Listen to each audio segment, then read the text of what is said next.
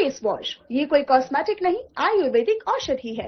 आज बुलेटिन में आपका स्वागत है और मैं हूं आपके साथ सुमन पाल। पर्यटन नगरी नैनीताल में घोड़ा लाइब्रेरी पहाड़ पचयाड़ महोत्सव 2025 का आयोजन उत्साह और इसके साथ ही सांस्कृतिक गरिमा के साथ किया गया। इस महोत्सव का उद्देश्य पहाड़ी संस्कृति, लोक परंपराओं और पुस्तक प्रेम को बढ़ावा देना है, जिसमें कि सीएम धामी ने शिरकत की है। इस दौरान उन्होंने क्या कुछ कहा है, चलिए सुनते हैं।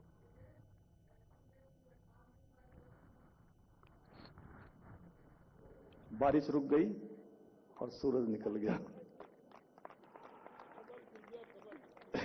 कमल एक बार और, जैसा ही प्रताप जी बैठे हैं पीछे, ऐसे ही एक बार और हुआ। देवीधुरा में बग्वाल थी जिस दिन, रक्षाबंधन के दिन, इस बग्वाल से पिछली वाली में 2024 में। तो मैं खटीमा था, 11:30 बजे वहां से चलना था और 12 बजे पहुंचना था। तो पायलट ने कहा कि बिल्कुल भी जो है मौसम है नहीं और आज तो किसी कीमत पर वहां नहीं हो सकता। तो मैंने सोचा कि अब मैया की यही इच्छा होगी, मैं 3 साल लगातार जा चुका हूं, तो इस साल मैया नहीं बुला रही शायद, लग रहा। लेकिन फिर भी मैंने कहा चलो चलते हैं अपने टाइम से। तो जैसे ही उसमें हेलीकॉप्टर में बैठे तो पायलट ने कहा साहब इसके बाद कहां जाना है, क्योंकि वहां तो उतर नहीं पाएंगे। तो मैंने कहा यहां नहीं उतर पाएंगे, आप इसके बाद देहरादून चल देंगे। आज संयोग से यहां राम सिंह कैड़ा जी नहीं आए हैं। राम सिंह कैड़ा जी ने वहां मेरे लिए एक छत्र बना रखा था, घंटी बड़ी चलाने के लिए मेरे नाम से। तो मैंने कहा चलो ट्राई करो। तो जैसे ही हम रीठा साहब के आसपास पहुंचे तो मैंने पैर के जूते निकाल लिए और 2 मिनट मैया का ध्यान किया। मैंने कहा मैया शायद मैं नहीं आ पा रहा हूं, आप ये जो छत्र है ये आप स्वीकार कर लेना। बस इतना ही मैंने ध्यान किया और मेरी आंख खुली तो मुझे जो है एकदम से देवीधुरा का मंदिर दिखाई देने लगा। तो मैंने कहा है तो देवीधुरा मंदिर दिखाई दे दिया बाराही मैया का। तो उन्होंने कहा कि हाँ, लेकिन मैंने सोचा चलो चलो आगे चलो देखते हैं। वो नीचे तो शायद नहीं होगा, लेकिन नीचे करते करते वो हवाई हेलीकॉप्टर लैंड हो गया नीचे जमीन में, और कोई भी आदमी मुझे लेने नहीं आया हुआ था, क्योंकि उनको पता था कि अब नहीं आ पाएंगे। तो इस तरह से कई बार हो जाता है। आज तो सामान्य बात है, आपने इतना धौल पहन रखा है, धौल श्वेत धौल नया। तो आज भगवान सूर्य की विशेष कृपा हुई। मेरे लिए बहुत आज हर्ष का विषय है कि मैं आप सबके बीच में विश्व प्रसिद्ध घोड़ा लाइब्रेरी की जो हमारी ऊर्जावान टीम है, इधर आवाज पहुंच रही है क्या पीछे? कहां तक पहुंच रही है? थोड़ा कम आ रही थी ना, इसलिए मैंने सोचा। तो हमारी ये ऊर्जावान टीम, इनके द्वारा आयोजित ये हमारे लोक संस्कृति, पुस्तकों एवं प्रकृति को समर्पित ये जो पचयाड़ महोत्सव के माध्यम से इन सब लोगों ने आज आप सबके बीच में इतना बड़ा यहां पर उपस्थित होने का मौका दिया। ये सौभाग्य है हम लोगों का। और ये घोड़ा लाइब्रेरी, ये अनोखी घोड़ा लाइब्रेरी वास्तव में हमारे यहां का जिस प्रकार का भौगोलिक संरचना है, उस भौगोलिक संरचना दुर्गम क्षेत्रों में निवास करने वाले बच्चों के लिए एक बहुत बड़ी आशा की किरण है, उम्मीद है उनके लिए एक मार्ग दिखाने का काम करती है, जो दुर्गम रास्तों में, सीमित संसाधनों में और कठिन परिस्थितियों के बावजूद ज्ञान का उजाला उनके घर आंगन तक पहुंचाने का कार्य कर रही है। यह अनूठी पहल हमारे दुर्गम पर्वतीय क्षेत्रों में घोड़े के माध्यम से पुस्तकों को पहुंचाने भर तक सीमित नहीं है, बल्कि उनके सपनों को उड़ान देने और भविष्य को एक दिशा देने का भी बहुत बड़ा माध्यम बन रहा है। ये ज्ञान, संस्कार और सेवा का एक जीवन प्रतीक है, जो समाज के अंतिम छोर में खड़े बच्चों को शिक्षा का उजाला देने का काम कर रही है। जहां उजाला नहीं पहुंच पा रहा है, वहां भी ज्ञान का प्रकाश पहुंचाने का काम इस घोड़ा लाइब्रेरी के माध्यम से हो रहा है। और यही कारण है कि आदरणीय प्रधानमंत्री श्री नरेंद्र मोदी जी ने अपने मन की बात के कार्यक्रम में घोड़ा लाइब्रेरी से जुड़े हुए हमारे ऊर्जावान युवाओं की इस अभिनव और प्रेरणादायी पहल की विशेष रूप से उन्होंने सराहना की थी। और आज भी आप सब सुन रहे होंगे, उन्होंने कहा कि बहुत सारे ऐसे प्रेरक प्रसंग हैं, ऐसे प्रेरक काम हैं जो लोग कर रहे हैं और अनवरत रूप से कई सालों से उसको आगे बढ़ा रहे हैं।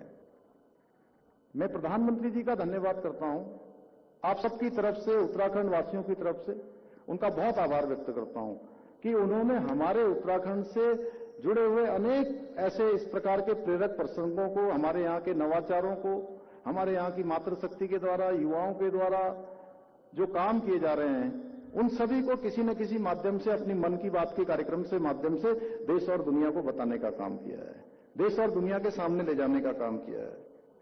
मुझे ये जानकर अत्यंत प्रसन्नता हो रही है कि घोड़ा लाइब्रेरी द्वारा पछाड़ महोत्सव के आयोजन से विद्यार्थियों को अपनी लोक संस्कृति, पुस्तकों और प्रकृति से जोड़ने का भी एक अद्वितीय प्रयास किया जा रहा है। मैं इस अवसर पर हमारे बच्चों में पुस्तक संस्कृति को विकसित करने वाले इस नवाचार के लिए प्रिय भाई अनुज सुबन बधानी जी तथा उनकी पूरी टीम को मैं बहुत बधाई देता हूं और हृदय से इनका साधुवाद करता हूं। भाइयों बहनों, आज के इस अवसर पर जहां हम एक तरफ घोड़ा लाइब्रेरी द्वारा आयोजित इस महोत्सव में एकत्र हुए हैं, वहीं आज नैनीताल जनपद के समग्र विकास के लिए 114 करोड़ रुपए से अधिक की योजनाओं का यहां पर लोकार्पण और शिलान्यास भी किया गया है।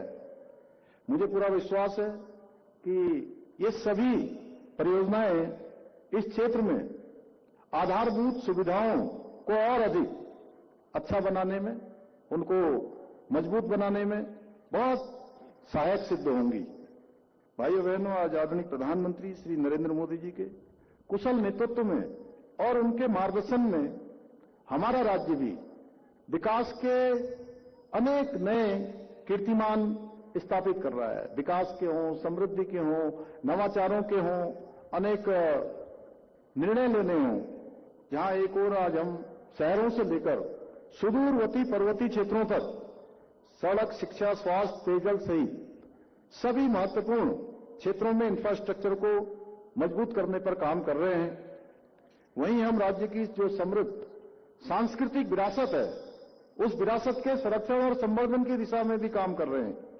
हमारी सरकार ने देवभूमि उत्तराखंड को विश्व की आध्यात्मिक राजधानी के रूप में स्थापित करने का संकल्प लिया है और हम प्रधानमंत्री जी की प्रेरणा से उस दिशा में आगे बढ़ रहे हैं। हम केदारखंड की भांति ही मानसखंड के पौराणिक मंदिरों के पुनरुत्थान एवं सौंदर्यीकरण के लिए भी संकल्पित होकर कार्य कर रहे हैं। इसी के अंतर्गत नैनीताल जनपद के अंतर्गत सिद्धपीठ नैना देवी मंदिर के साथ साथ कैंची धाम, तल्लीताल में हनुमानगढ़ी, मुक्तेश्वर धाम सहित क्षेत्र के विभिन्न पौराणिक मंदिरों का आज विकास किया जा रहा है। इसके साथ ही आज हम कोटाबाग के तोक भटकानी स्थित प्राचीन हनुमान मंदिर के जीर्णोद्धार और सौंदर्यीकरण के कार्यों का भी लोकार्पण कर रहे हैं। और आज अभी भगत जी हम लोगों को सौभाग्य देंगे, तो मैं और आदरणीय अजय भट्ट जी अभी हनुमान जी को ढोक भी लगा लेंगे यहां से जाते हुए। हाँ, भोग लगाएंगे। इसके साथ ही आज हमने जहां एक और कालाढूंगी क्षेत्र में कई मोटर मार्गों के नवनिर्माण एवं सुधारीकरण कार्यों का आज यहां पर शिलान्यास भी किया है। वहीं हल्द्वानी और कालाढूंगी क्षेत्र में बिजली की समस्या के स्थायी समाधान के लिए 78 करोड़ रुपए से अधिक की लागत से विद्युत लाइनों के सुदृढ़ीकरण एवं विस्तार से जुड़े कार्यों का शिलान्यास भी किया है, जिससे आमजनों को निर्बाध रूप से और गुणवत्तापूर्ण विद्युत आपूर्ति सुनिश्चित हो सकेगी। भाइयों बहनों, आदरणीय प्रधानमंत्री जी के मार्गदर्शन से और उनके सहयोग से हमारी सरकार प्रदेश में शिक्षा व्यवस्था को और अधिक आधुनिक, व्यवहारिक और सुव्यवस्थित बनाने के लिए भी कई स्तरों पर कार्य कर रही है। शिक्षा के महत्व को ध्यान में रखते हुए हमारी सरकार ने देश में सबसे पहले नई शिक्षा नीति को लागू करने का काम भी किया, जिसके अंतर्गत हमने वर्ष 2022 में बाल वाटिका की शुरुआत कर प्रदेश में एक शैक्षिक क्रांति की शुरुआत की। हमारी सरकार द्वारा राज्य में क्वालिटी एजुकेशन सुनिश्चित करने के लिए सभी सरकारी विद्यालयों में एनसीईआरटी की पाठ्य पुस्तकें अनिवार्य की गई। साथ ही राजकीय और सहायता प्राप्त विद्यालयों में कक्षा 1 से लेकर 12 तक के सभी छात्रों को निःशुल्क पाठ्य पुस्तकें उपलब्ध कराई जा रही हैं। प्रदेश में जहां एक और 226 विद्यालयों को पीएम श्री विद्यालय के रूप में विकसित किया जा रहा है, वहीं सभी 13 जनपदों के 500 विद्यालयों में वर्चुअल कक्षाएं संचालित की जा रही हैं। साथ ही हमने राज्य के 840 नए विद्यालयों में हाइब्रिड मोड के स्मार्ट क्लासरूम भी स्थापित किए हैं। यही नहीं, अब उत्तराखंड वर्चुअल लर्निंग एप्लीकेशन के माध्यम से हमारे विद्यार्थी, हमारे छात्र छात्राएं, हमारे बच्चे घर बैठे ही आधुनिक और गुणवत्तापूर्ण शिक्षा भी प्राप्त कर रहे हैं।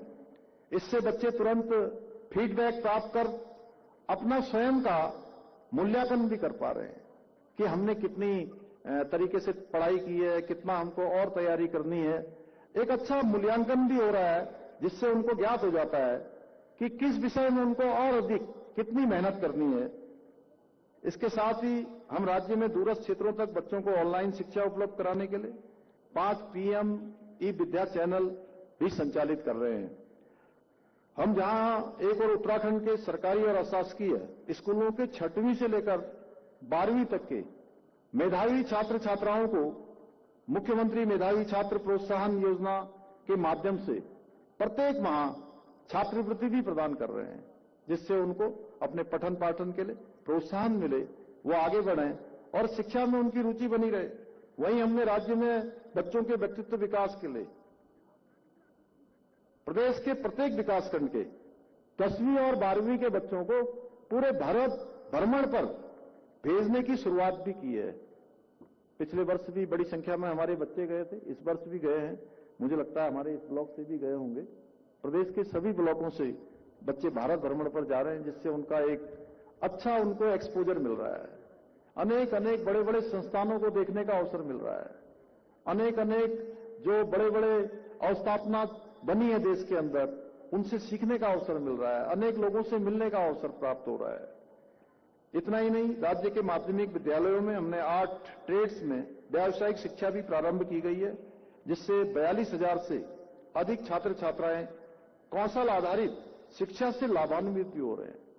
मुझे ये बताते हुए अत्यंत हर्ष हो रहा है कि राज्य में पहली बार 12वीं के व्यावसायिक छात्रों के लिए रोजगार मेलों का आयोजन भी किया गया है, जिसके माध्यम से 146 विद्यार्थियों को प्रतिष्ठित कंपनियों में चयन हुआ है। और इस अभिनव प्रयास की भारत सरकार के शिक्षा मंत्रालय ने भी बहुत प्रशंसा की है। इसके अतिरिक्त उत्तराखंड देश का पहला ऐसा राज्य बन गया है जहां बुनियादी शिक्षा के लिए राज्य पाठ्य चर्चा रूपरेखा तैयार की गई है। यही नहीं, विद्यालयों में विद्यार्थियों की रचनात्मकता को बढ़ावा देने के लिए बस्ता रहित दिवस को भी पाठ्य चर्चा में शामिल किया गया है। हमारी सरकार स्थानीय भाषा और संस्कृति के संरक्षण के लिए भी काम कर रही है।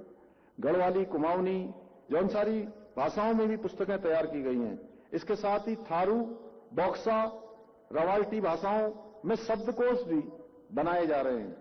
साथ ही हमारी विरासत पुस्तक के माध्यम से कक्षा 6 से लेकर 8 तक के छात्रों को उत्तराखंड की संस्कृति, लोक परंपरा और महान विभूतियों से परिचित कराने का कार्य भी किया जा रहा है।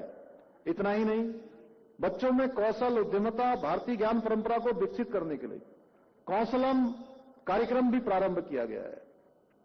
आज इस कार्यक्रम में उपस्थित बहुत सारे बच्चे या उनके अभिभावक जो यहां पर होंगे, मैं ये जरूर कहना चाहता हूं, क्योंकि हमारे बच्चे इसमें से भी बहुत सारे आगे चलकर सरकारी नौकरियों में जाने का सपना देख रहे होंगे या उसकी तैयारी कर रहे होंगे। आपके और आपके बच्चों के ये सपने, ये मेहनत, ये उनकी प्रतिभा, उनकी क्षमता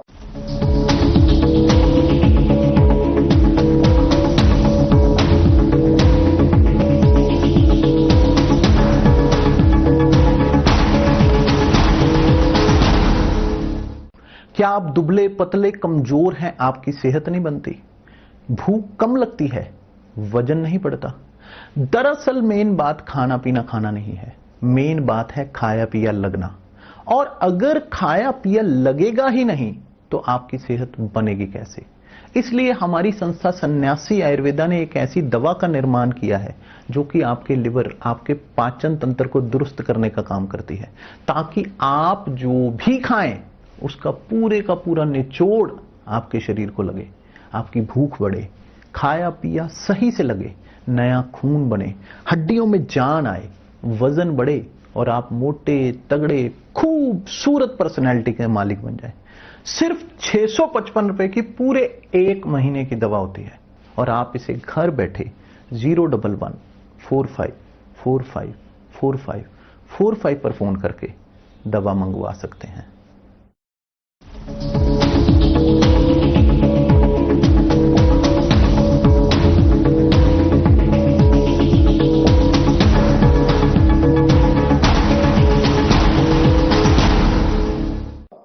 किसी भी नकल माफिया की भेंट न चढ़े, इसके लिए हमारी सरकार ने उत्तराखंड में देश का सबसे कठोर नकल विरोधी कानून लागू किया है, जिसका परिणाम है कि पिछले 4 वर्षों में 26,000 से अधिक युवाओं ने सरकारी नौकरियां प्राप्त करने में सफलता प्राप्त की है। और अब नौकरियां प्राप्त करने का या चयन होने का केवल एक मानक होता है, वो मानक होता है योग्यता, क्षमता और प्रतिभा। उसी का कारण है, जैसा आदरणीय अजय भट्ट जी ने कहा, कि अब बहुत सारे हमारे छात्र, हमारे छात्राएं, हमारे बेटे बेटियां, भाई बहन जो परीक्षाओं में पहले भी कई सालों से भाग ले रहे थे, लेकिन उनका चयन नहीं हो रहा था, क्योंकि चयन उनका हो जाता था जो नकल माफियाओं से साठगांठ करते थे, चयन उनका होता था जो भ्रष्टाचार में संलिप्त रहते थे। लेकिन जो ईमानदारी से, मेहनत से गरीब माता पिता अपने बेटे और बेटियों को पढ़ाने के लिए जो तमाम प्रकार के कष्टों का सामना करते थे, अपनी निजी जिंदगी में तमाम प्रकार की जरूरतों की कटौती करते थे, उसके बाद अपने बच्चों की तैयारी करवाते थे, उनके साथ अन्याय होता था। भाइयों बहनों, हमने इस एक व्यवस्था ये जो खराब हो चुकी थी, नकल एक उद्योग बन चुका था, इस नकल के उद्योग को पूरी तरह से उसमें ताला लगाने का काम हमारी सरकार ने किया है। और आपने देखा होगा पिछले 3 वर्षों में, जब से नकल विरोधी कानून लागू हुआ है, 100 से अधिक नकल माफियाओं को हमने जेल की सलाखों के पीछे भेजने का काम किया है। और अगर ये मैं कुल 26,000 से ज्यादा इन नियुक्तियों की बात करूं, तो उत्तराखंड राज्य गठन के बाद इन 25 सालों में अगर हम कुल नियुक्तियों को निकालते हैं तो कुल नियुक्तियों में से 2/3 से अधिक नियुक्तियां यही 26,000 से अधिक नियुक्तियां हैं। 2/3 से अधिक का आंकड़ा है, ऐतिहासिक आंकड़ा है, और यह अनवरत रूप से चलने वाला है, ये क्रम यहीं रुकने वाला नहीं है। मैं अपने प्रदेश के सभी विद्यार्थियों से, अपने छात्रों से, छात्राओं से, अभ्यर्थियों से, अपने भाई बहनों से ये कहना चाहता हूं कि जिनको भी अभी आगे की परीक्षाओं में भाग लेना है, वो अपनी तैयारियां करें, मेहनत करें और पूरे मन लगाकर पढ़ाई करें। अब कोई नकल माफिया उनकी मेहनत पर पानी नहीं फेर पाएगा, क्योंकि अब हमने सख्त नकल का कानून लागू किया हुआ है। इसके साथ साथ हमारी सरकार द्वारा संघ लोक सेवा आयोग, एनडीए, सीडीएस आदि की लिखित परीक्षा पास करने वाले अभ्यर्थियों को साक्षात्कार की तैयारी करवाने के लिए भी वित्तीय सहायता का हमने प्रावधान किया है। इसके लिए वित्तीय सहायता भी प्रदान की जा रही है।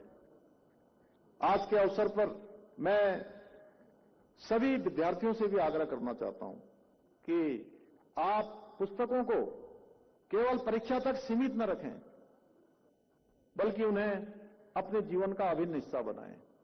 क्योंकि आज ये घोड़ा लाइब्रेरी से संबंधित है, विकास की योजनाएं चल रही हैं। मैं जरूर अभिभावकों से भी कहना चाहता हूं कि ये किताबें पढ़ना ये हर किसी की आदत में होना चाहिए, ये आदत में आना चाहिए। मैं भी कोशिश करता हूं कि जब जब मुझे थोड़ा समय मिलता है कुछ न कुछ पढ़ूं, कुछ न कुछ सीखने का अवसर मिले, क्योंकि किताबें ये सच में अगर मैं कहूं तो ये दिमाग की खुराक देने का काम करती हैं। इसलिए हमें दिमाग की खुराक लेने में कभी पीछे नहीं होना चाहिए। पुस्तकों के माध्यम से प्राप्त ज्ञान न केवल अपने शैक्षणिक जीवन को सशक्त बनाएगा, बल्कि आपके चरित्र, आपकी सोच और आपके भविष्य को भी एक नई दिशा देने का काम करेगा। मेरा मानना है कि पुस्तकें हमारी सच्ची मित्र हैं, मार्गदर्शक होती हैं, जो हमें सही मार्ग दिखाने के साथ साथ एक बेहतरीन इंसान बनने का, एक अच्छा इंसान बनने की प्रेरणा भी देती है। तो मैं पूछना चाहता हूं सब लोगों से, तो पुस्तकों को अपना साथी बनाने में अपने बच्चों को प्रेरित करेंगे, स्वयं के साथ पढ़ेंगे पुस्तकें? जोर से बोलिए, इधर से आवाज कम आ रही है। चलिए, अब यहां पर भगत जी ने बहुत काम पहले ही यहां कर रखे, और ये जब भी मेरे पास आते हैं तो हमेशा विधानसभा के बारे में ही बात करते हैं, और छोड़ते ही नहीं है जब तक ये काम न करो, इनको छोड़ते ही नहीं है। तो यहां पर जो है अनेक कामों के बारे में इन्होंने उल्लेख किया है, जैसे कोटाबाग महाविद्यालय में कृषि संकाय खोलने को लेकर भी ये आए थे, कई बार इन्होंने कहा, और ये चूंकि एक नया विषय खोलना था, थोड़ा कठिन कार्य था, लेकिन हमारे वरिष्ठ नेता भी हैं। इसके साथ ही ये महाविद्यालय की बाउंड्री है, इसने मुख्यमंत्री घोषणा से स्वीकृत कराया इन्होंने।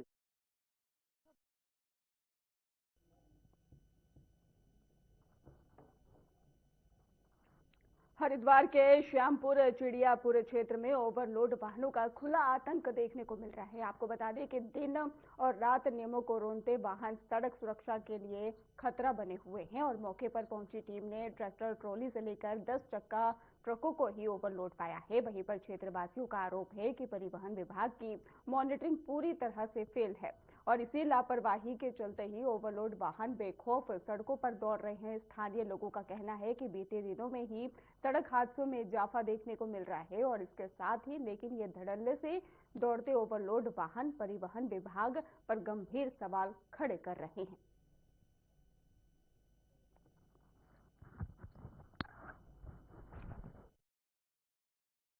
मेरा नाम आशू है, मैं लोकल में रहता हूँ। आपको बताऊं कि यहाँ पर जो ट्रैक्टर ट्रॉली ओवरलोड पे चल रहे हैं, उनके कारण कई आए दिन यहाँ पर एक्सीडेंट हो रहे हैं, हादसे हो रहे हैं। जो ट्रैक्टर हैं वो दो पहियों पे चलते दिखते हैं, कई बार यहाँ पर ओवरलोड ट्रैक्टर दो पहियों पे स्टैंड करते हुए निकलते हैं, और शासन प्रशासन इन पे अभी कोई कार्रवाई करता हुआ नहीं दिखता है। आए दिन यहाँ हादसे होते हैं, लेकिन इस पे कोई कार्रवाई नहीं हो रही है।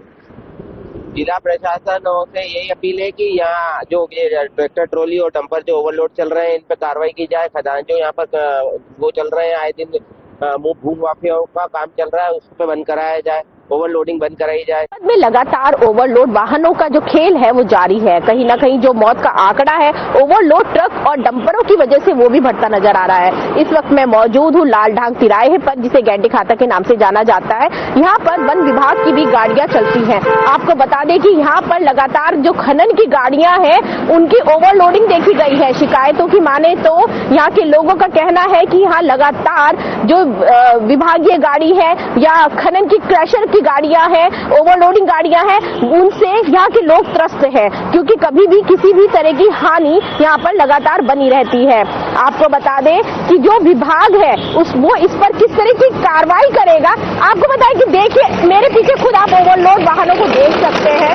यहाँ अब देखना ये होगा कि आखिर वन विभाग और परिवहन विभाग इन ओवरलोड डंपरों पे और ट्रैक्टर ट्रॉलियों पर कब तक अंकुश लगा पाता है, ताकि किसी भी जान और माल की हानि ना हो पाए।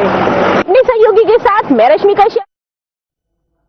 उत्तराखंड की राजनीति अब पोस्टर, भाषण और रैलियों से आगे निकल चुकी है। भले ही 2027 के विधानसभा चुनाव अभी दूर हो, लेकिन राजनीतिक दलों की तैयारियों ने साफ कर दिया है कि अगला चुनाव मैदान के साथ साथ मोबाइल स्क्रीन पर भी लड़ा जाएगा। राज्य की सियासत में ही AI वीडियो की एंट्री ने लोकतंत्र और नैतिकता और कानून तीनों पर ही गंभीर सवाल खड़े कर दिए हैं। सवाल ये भी है कि क्या उत्तराखंड का चुनाव अब डिजिटल वॉर या फिर साइबर स्ट्राइक की ओर बढ़ रहा है। इन दिनों ही उत्तराखंड में राजनीतिक दो मोर्चों पर बड़ी जो है लड़ाई जो है वो देखने को मिल रही है, एक धरातल और दूसरी सोशल मीडिया पर। हाल ही में पूर्व मुख्यमंत्री हरीश रावत को लेकर ही सामने आए AI से बने वीडियो ने इस बहस को और ज्यादा तेज कर दिया। आरोप है कि इन वीडियो के जरिए उनकी छवि को जानबूझकर एक खास धार्मिक और कट्टर पहचान में ढालने की कोशिश की गई है।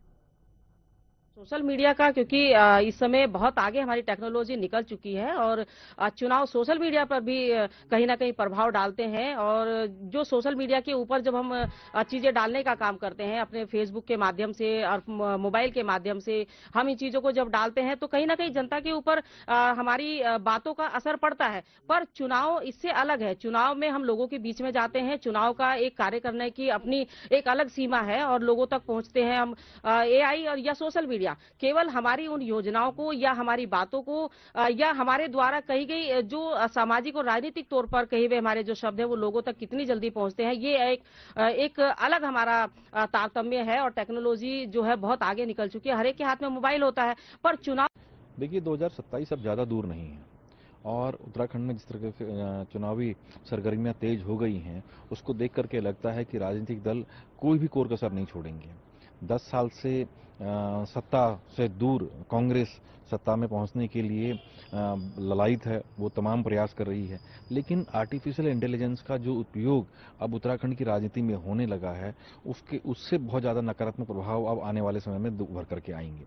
क्योंकि आप आर्टिफिशियल इंटेलिजेंस के थ्रू जो बने हुए वीडियो हैं, जो फोटोग्राफ्स हैं, आप उनको कहीं से भी ये नहीं कह सकते हैं कि ये नकली हैं या फेक हैं।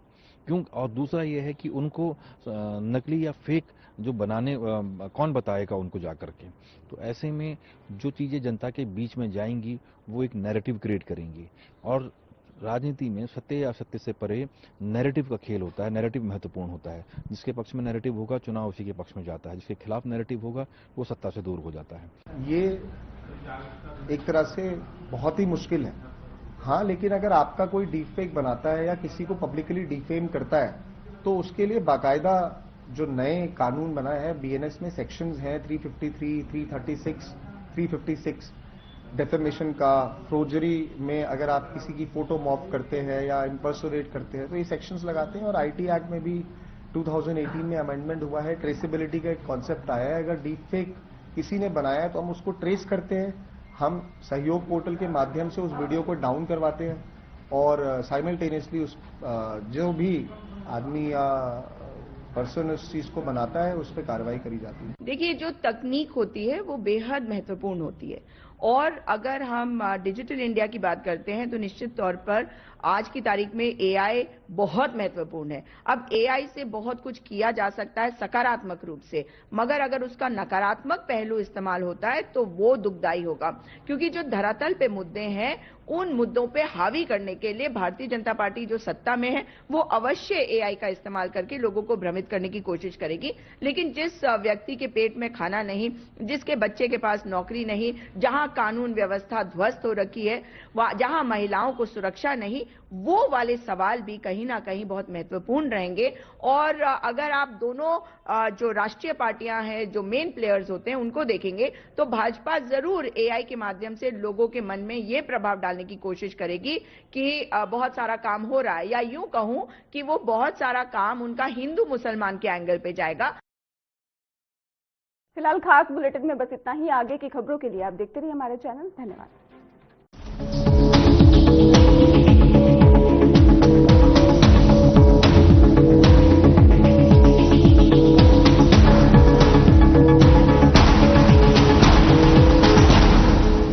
सब कुछ आजमाया,